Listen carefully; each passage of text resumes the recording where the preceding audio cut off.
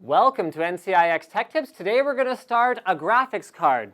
Wind farm, no just kidding, we are going to...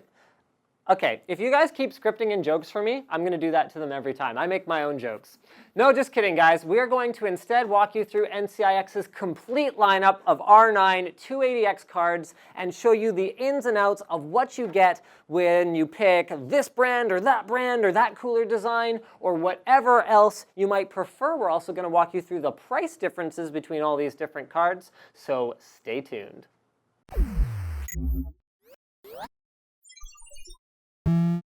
Now to start with, guys, if you don't feel like watching the whole video, you might already know this, but the 280X is basically a rebadge of the 7970 GHz edition. The main difference is that now it comes in at a much more attractive $300-ish price point. So it's around 320 bucks for the least expensive card that we have here today. Another really cool thing to bear in mind is if you already have a 7970 kicking around, these will run in crossfire with them, no problem. AMD's been very flexible about that. NVIDIA in the past with rebadges has kind of gone, no SLI between, even though they're the same thing. AMD is being very, very flexible here. So here's the lineup. From your left to your right, we are going from the least expensive all the way to the most expensive. They all have 3 gigs of GDDR5. That's a standard spec for this card.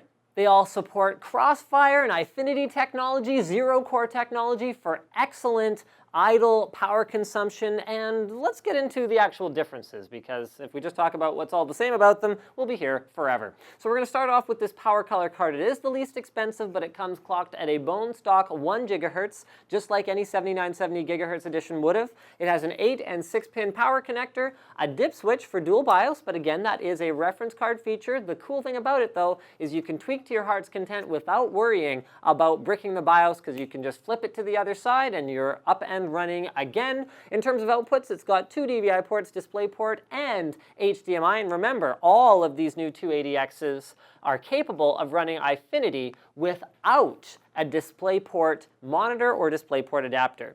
Next up, we've got XFX's Double D design, which of course stands for double dissipation. It uses their Ghost 2.0 thermal solution made of lightweight polycarbonate and, of course, the usual plethora of heat pipes and densely packed aluminum fins. It uses dual IP5X dust-free 100mm fans. They are dual sealed to protect against dust, and there is no gap between the blades and the hub. This inherently allows the fans to last longer, even in a dusty computer case. It comes with a lifetime warranty. XFX is, to my knowledge, the only one on the AMD side that provides a lifetime warranty on their cards. Now we get into ASUS's DirectCu 2 card. It's clocked at 1070 megahertz. So this is the first factory overclocked card we see. Still has an 8+6-pin connector. It uses their DirectCu 2 top cooler, which actually has 2 different fan designs optimized for the kinds of airflow that are most beneficial on each side of the card. ASUS has over-engineered it to that degree. It uses an 8-phase power design, has a 10mm heat pipe, which is actually an industry first. ASUS was the first one to do this on a graphics card, and that power design is capable of delivering up to 20% more power to the GPU than a reference design. The new heat pipe design, ASUS figures, is capable of carrying up to 40% more heat than the original 8mm heat pipe design. And, yes, so that fan, okay, I guess they call it Cool Tech, but I think I basically covered what it does already. So we're still under $330, so you can spend about 10% more, and you can get an effective, probably around 7% better performance and a better overall built card. Now we're moving up into 330 bucks. This is Gigabyte's Windforce card. It is clocked at 1.1 gigahertz, so this is the fastest clocked card so far.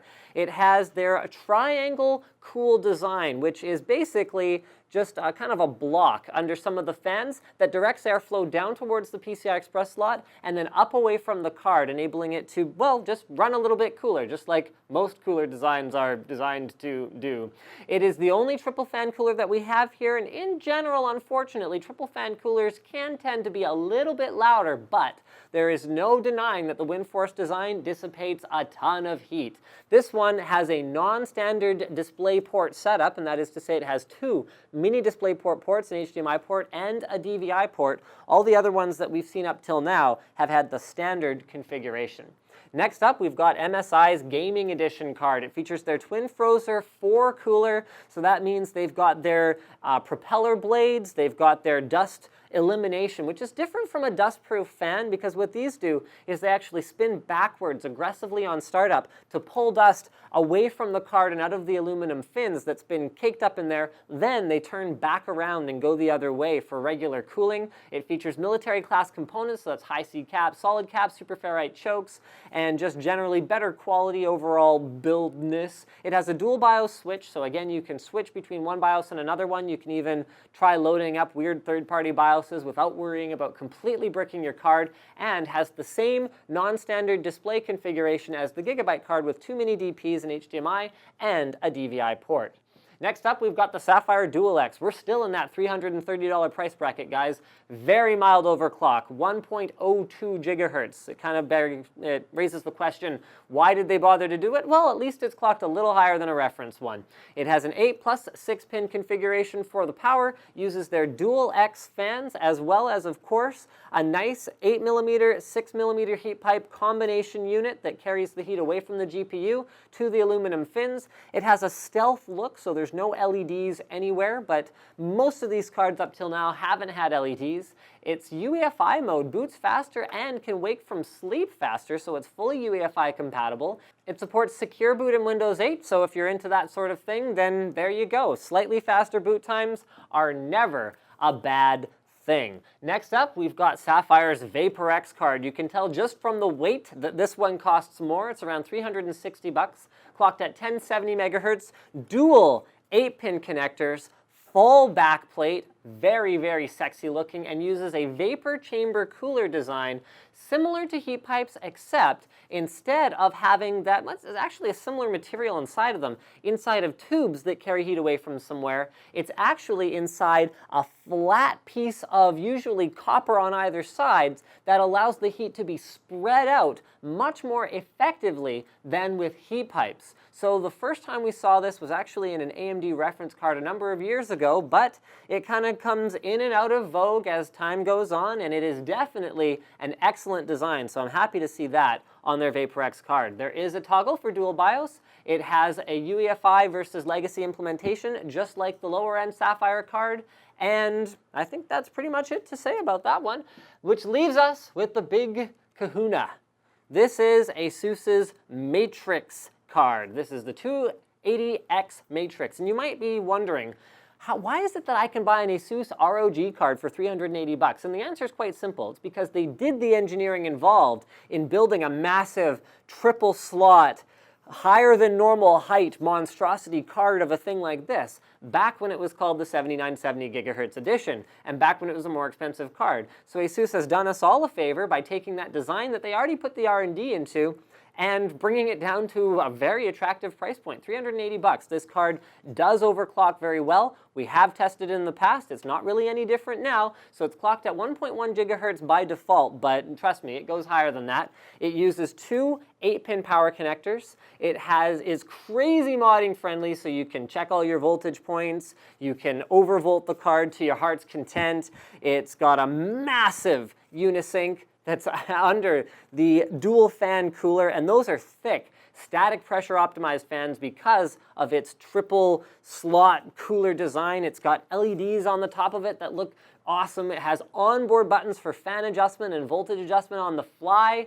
It has another button besides the BIOS switch to reload the VBIOS, so it takes it back to stock in the event that something terrible happens. Oh yeah, those fans are 100mm fans. It's got 6 ports right on the back, so 4 display ports and 2 DVI ports, so you can run 6 monitors right off of it, right off the hop. Whew. So we threw all these cards into Crisis. Wheels is responsible for running the testing, and what was discovered was that there wasn't a huge difference. So from the cheapest card to the most expensive one, it went from around 29.4 FPS to around 32 FPS average. With that said, with certain designs, yes, you will see better overclocking. With certain designs, you will see better temperatures because They just have better coolers on them, and they're all running basically the same hardware. So remember, guys, better temperatures do help your card last longer in the long run, as do higher quality components. So I wouldn't necessarily recommend buying the least expensive card of whatever GPU you're trying to get, but I also wouldn't necessarily recommend going for the most expensive one unless you plan to really overclock and tune and get the most out of it. Now, I know you guys want to see noise testing. Unfortunately, the gear isn't here yet, but on the next card roundup, there will be noise numbers to report. I think that pretty much wraps it up. Thank you for checking out this roundup of the various 280X options available out there. Don't forget to subscribe to NCIX Tech Tips for more videos like this from ncix.com, and leave us a comment. Let us know what's most appealing to you. Do you go for the premium implementation that costs a bit more but is undeniably built better, or do you go for the more value-conscious implementation and basically get the best GPU core you can for your dollar and not worry too much about the cooler design and the board design?